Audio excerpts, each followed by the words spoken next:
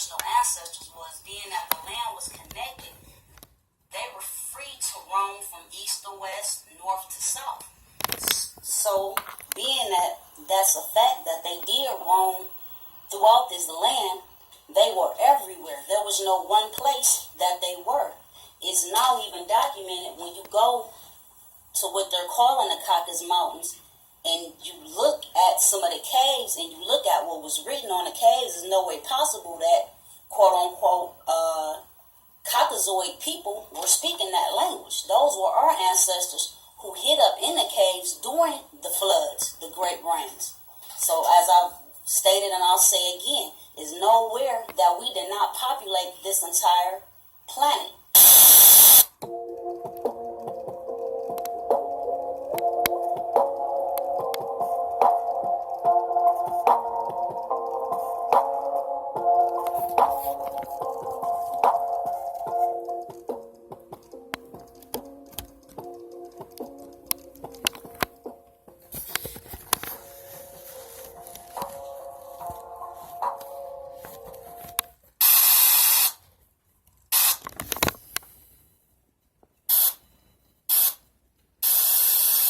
Some of the things that I felt like he missed. He did a good job. You know, I watched this DVD maybe 30, 40 times myself, in all honesty. But it's certain points that I want you all to focus on. Another thing, we talked about the Olmecs and the Aztecs and the Mayans. You talked about the Arawaks. He didn't mention the Incas. All of those people in which when we look at who we were made to believe who the Native Americans were, if you look at them closely, they tend to look more Asian than anything. When you look at them, they kind of look Mongolian. Well, that's because you had a time as to where you had people from Asia selling over to this continent, from what we're calling today Asia, China, Vietnam, all of those different territories or whatever. When they got here, our ancestors who were already here noticed that they carried an additional chromosome, which now we call it, back in those days they were calling Mongoloidism. Today they call it Down syndrome.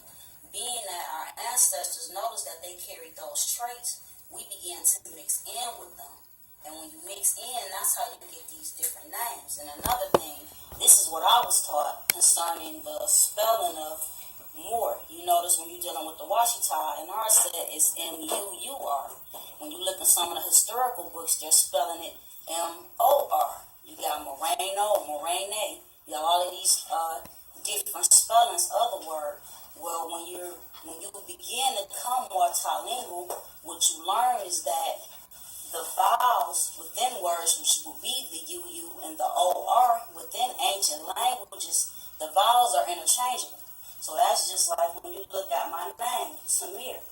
You can spell it T-A-M-E-R, T-A-M-I-R, or you can drop the vowels and just go T-M-R. It would still be the same. It would still be the same pronunciation of the word.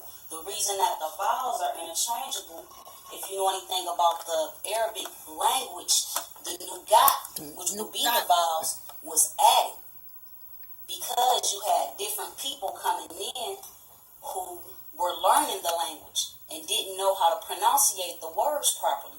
Our ancestors didn't use the nugat. So that is something also that is new. Now back to the pendulum, we're speaking on the Kemet.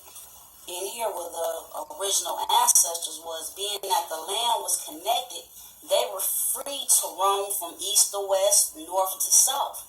So being that that's a fact that they did roam throughout this land, they were everywhere. There was no one place that they were.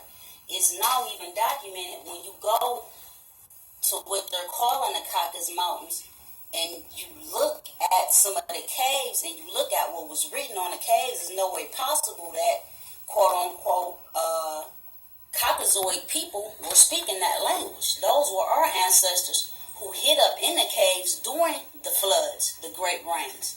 So as I've stated, and I'll say again, is nowhere that we did not populate this entire planet. And when you're talking about the selling these ships from Africa to America's North, Central, and South, first of all, I wish I had one of the books on me now, but when you go back into that time frame in which they claim to have taken our ancestors from Africa and brought them over here, first of all, they were afraid of the water. They didn't take baths. When they drew their maps, they thought that the world was flat. So if they sailed, they thought they would sail off the end of the earth. When they drew pictures of water, they drew monsters in the water. They didn't want anything to do with the water. First of all, if you're not going to take a bath, how you going to hop in a boat and put some people on and say, hey, we're going to take y'all over here?